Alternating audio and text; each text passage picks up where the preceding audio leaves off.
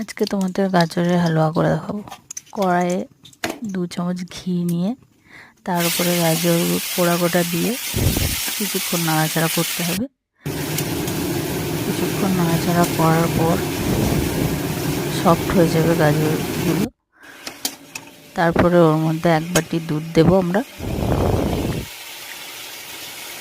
1 বাটি দুধ দিয়ে গাজরটা নাড়াচাড়া করতে হবে, সেদ্ধ হতে দেবো। কিছুক্ষণ সেদ্ধ হওয়ার পর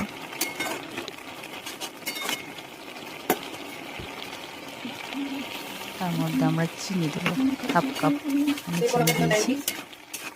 তোমরা চাইলে 1 কাপও দিতে পারো, যে যেমন মিষ্টি খেতে পছন্দ করো সেরকম চিনি দেবে। তারপর ড্রাই ফ্রুটসগুলো দিয়ে দেবো। তোমরা চাইলে ড্রাই ফ্রুটসটা শেষেও দিতে পারো। তারপর দুধের মালাইটা দেব। দুধের যে মোটা শটটা করে ওটাই দিলাম।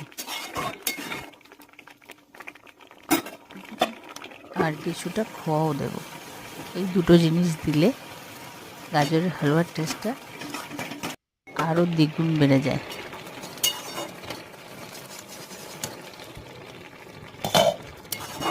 তারপর একটু সেদ্ধ হয়ে গেলে নামানোর আগে 1 চামচ ঘি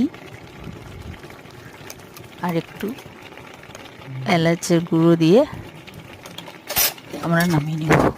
বাস, তাহলে রেডি। তোমরা কিভাবে বানাও গাজরের হালুয়া একটু জানাবে। আমি তো এইভাবেই করি।